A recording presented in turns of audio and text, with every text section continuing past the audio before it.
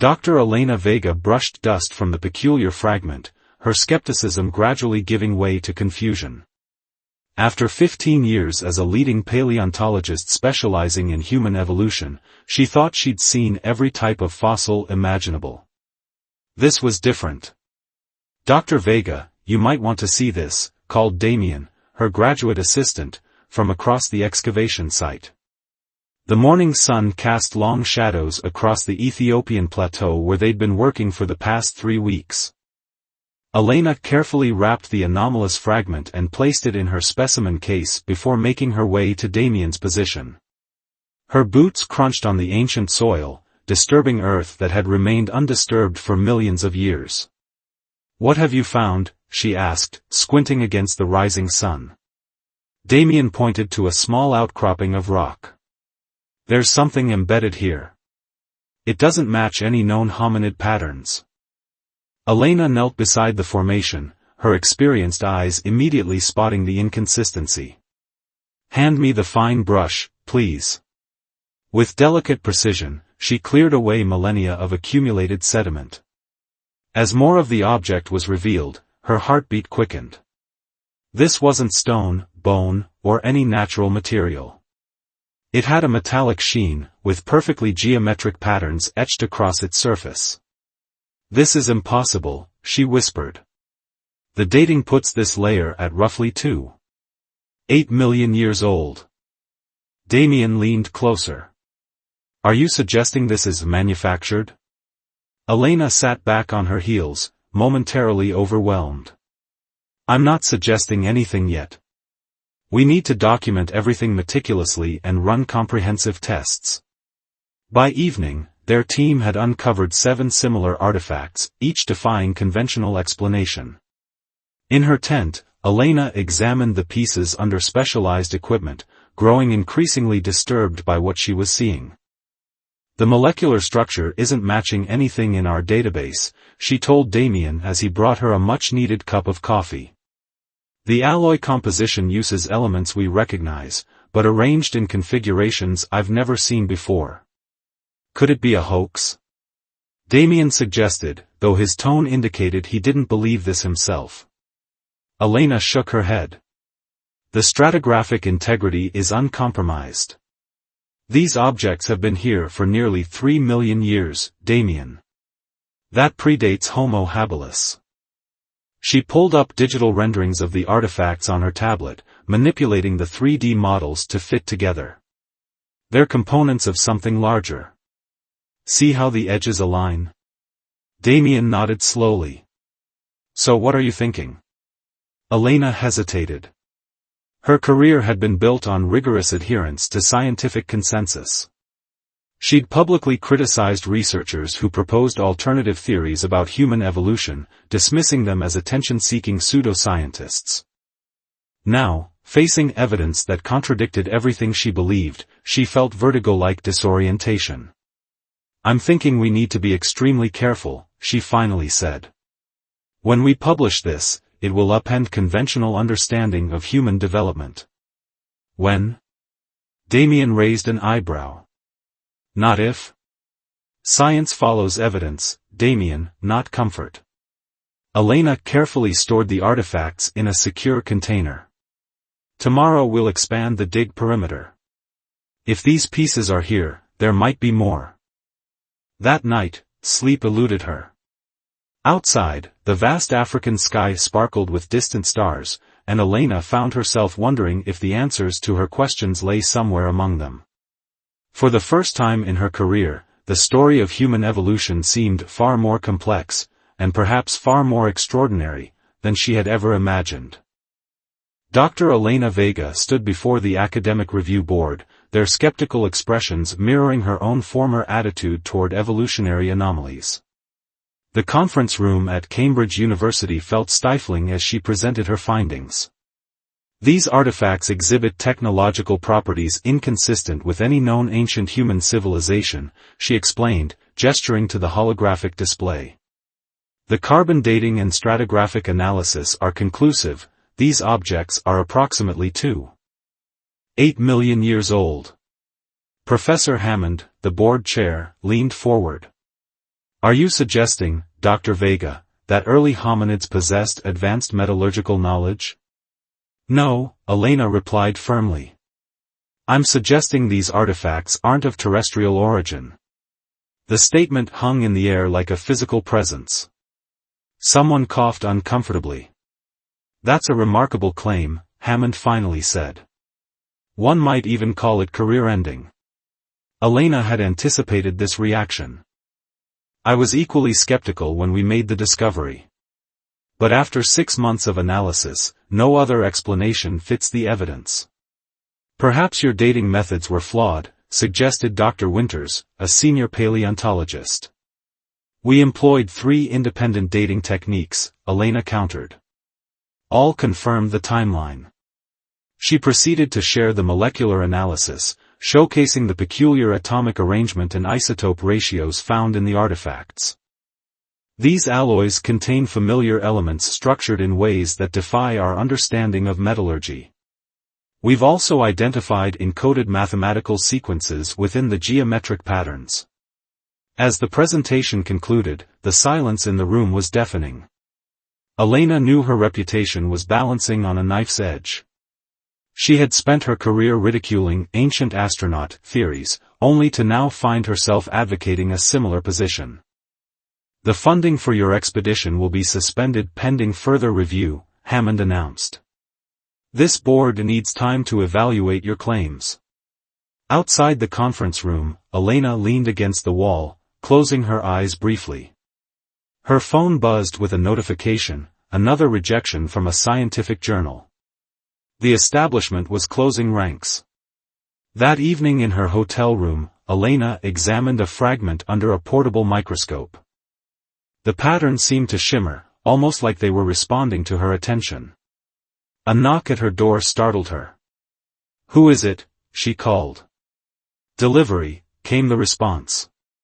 Opening the door revealed not a delivery person but a tall man with intense eyes. "Dr. Vega, my name is Professor Marcus Okafor. We need to talk." Elena began to close the door. "I'm not interested in."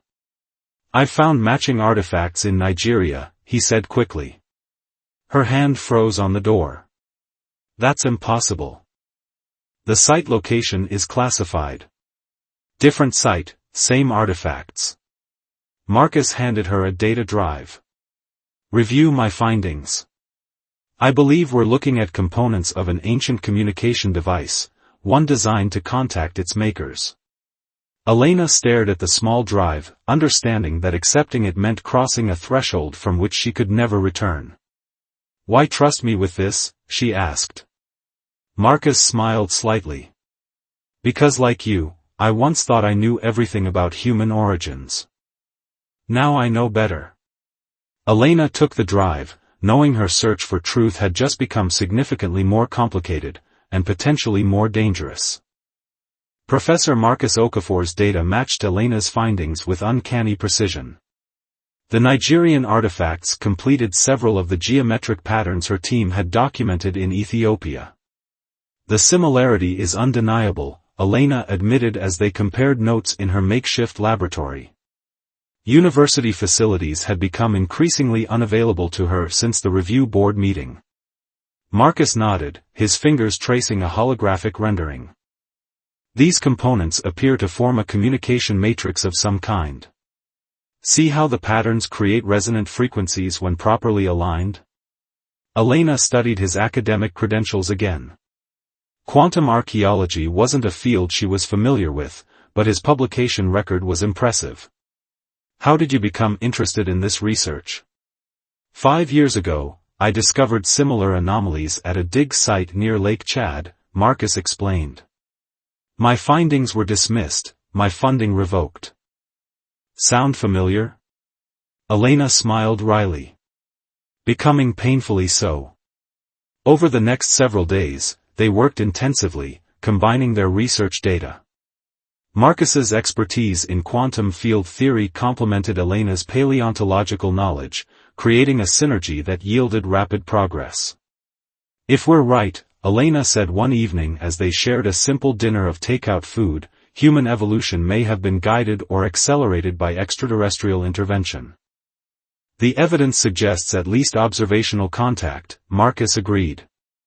These devices appeared designed to monitor evolutionary progress. Elena put down her fork. I've spent my career mocking researchers who proposed exactly this theory. Science evolves through challenging established paradigms, Marcus offered. Your willingness to follow evidence despite contradicting your previous position shows intellectual integrity, not weakness. His words provided unexpected comfort. In Marcus, Elena found not just a research partner but someone who understood the professional isolation she now experienced. Their discussion was interrupted by Elena's phone. Damien's name flashed on the screen. They've sealed the site, he reported urgently. Government officials arrived this morning claiming national security concerns. They're confiscating everything. Elena exchanged alarmed glances with Marcus. Get out of there, Damien. Take whatever samples you can safely transport. After ending the call, Elena paced the small room. This isn't academic resistance anymore. Someone doesn't want this discovery public. Not surprising, Marcus said calmly. If proven, our findings would fundamentally alter humanity's perception of itself. We need more evidence, Elena decided. Something conclusive that can't be dismissed or covered up. Marcus pulled up a geographical mapping program. My analysis indicates these artifacts are just fragments of a larger network. If we trace the mathematical progressions encoded in the patterns, they converge here. He pointed to a remote location in the Tibetan plateau. You believe there's another site? Elena asked. I believe there's a complete installation, Marcus replied. One that might still be functional after millions of years. Elena considered the implications. Finding such evidence would validate their theory beyond any reasonable doubt, but would also make them targets for whoever was suppressing their research. When do we leave? She asked decisively. Marcus smiled. I hoped you'd say that. I've already secured discreet transportation. We depart tomorrow. As they prepared for the journey, Elena realized how quickly she had come to trust Marcus. In the midst of professional crisis and scientific controversy, she had found an ally who challenged and complemented her thinking in ways she hadn't experienced before. The Tibetan plateau stretched before them like an alien landscape, vast and forbidding. After 3 days of difficult travel, Elena and Marcus approached the coordinates indicated by their research. Their local guide, Tenzin, had departed that morning, refusing to venture further into what he called forgotten territory. Can you blame him? Elena said, adjusting her oxygen mask as they trudged through the high-altitude terrain. Even without superstition, this place feels different. Marcus consulted their specialized detection equipment. The electromagnetic readings are increasing. We're getting close. By midday, they reached a seemingly unremarkable rock formation. Yet their instruments revealed something extraordinary, a complex energy signature emanating from beneath the surface. It's here, Marcus confirmed, excitement visible despite his weathered appearance. The journey had taken its toll on both of them, but shared purpose had sustained their determination. They set up a base camp and began methodical investigation of the site.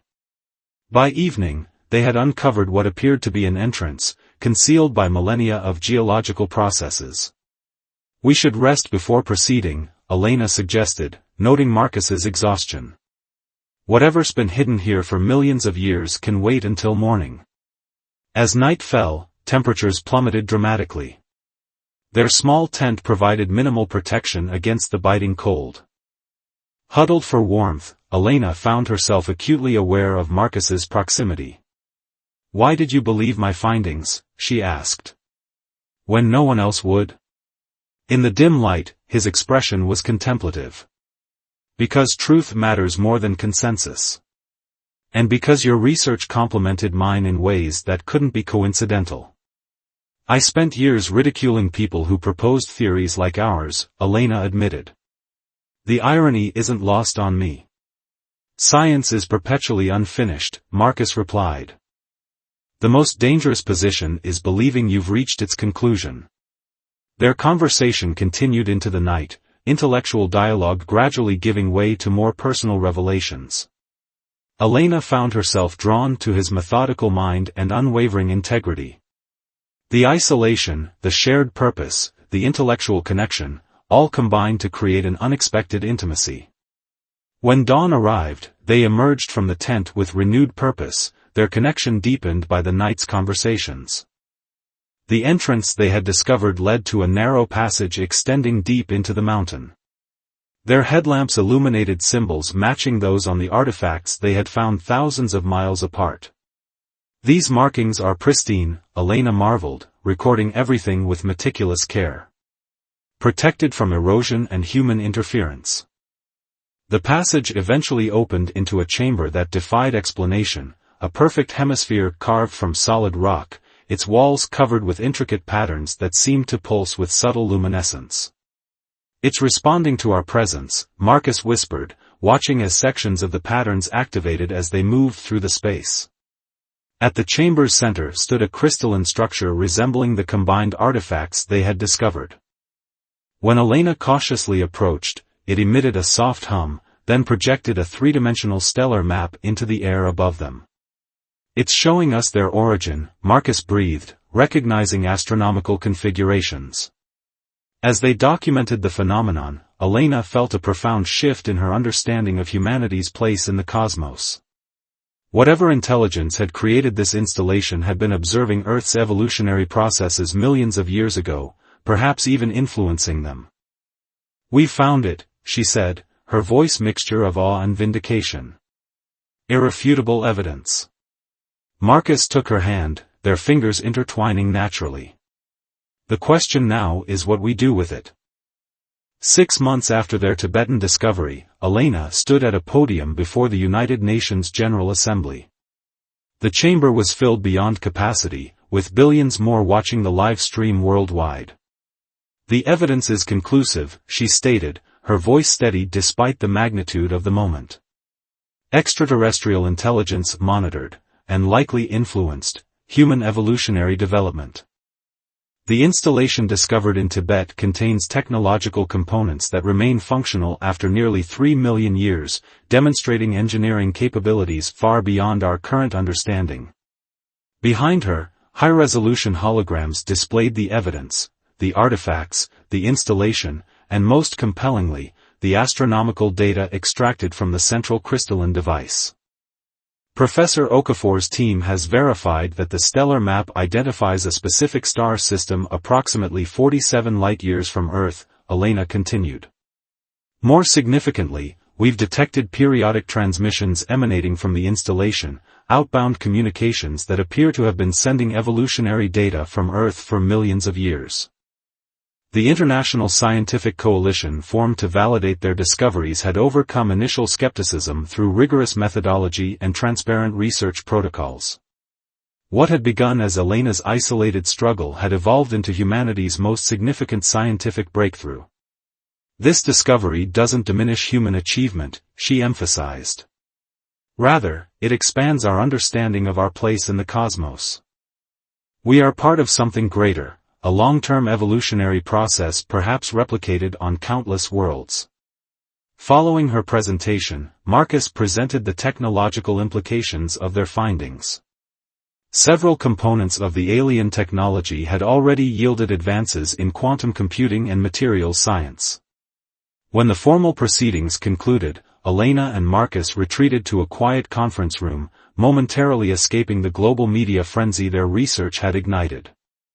"Did you ever imagine this outcome when you found that first fragment?" Marcus asked, pouring celebratory champagne. Elena smiled, accepting the glass. "Never. I expected academic ridicule, not scientific revolution." Their relationship had deepened alongside their research. What began as intellectual partnership had blossomed into profound connection, two minds united by shared discovery and mutual respect. "The transmission facility is continuing to send data," Marcus noted. After millions of years, it's still functioning as designed. The question is whether anyone is still receiving, Elena mused. And whether they might respond now that we've discovered their technology. A knock at the door interrupted their conversation. The Secretary-General entered, accompanied by representatives from the international space agencies. Dr. Vega, Professor Okafor, the Secretary-General greeted them. The Security Council has approved your proposal. Construction of the response beacon will begin immediately. This represented humanity's next great leap, a deliberate attempt to establish contact with the intelligence that had once observed Earth's evolutionary journey. Later that evening, in their hotel suite overlooking New York City, Elena and Marcus contemplated the implications of their discovery. We've rewritten human history, Elena reflected. And potentially our future. Marcus drew her close. Science rarely follows a linear path. Sometimes it requires courageous minds willing to challenge their own certainties. Elena thought about how far she had come from the skeptical paleontologist who had dismissed alternative theories. Her willingness to follow evidence beyond her comfort zone had transformed not just her understanding of human origins, but humanity's collective knowledge.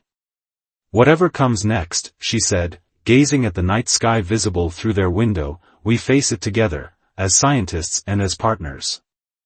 The stars seemed to shine with new significance, no longer distant and unreachable, but perhaps connected to humanity's past and future in ways they were only beginning to understand.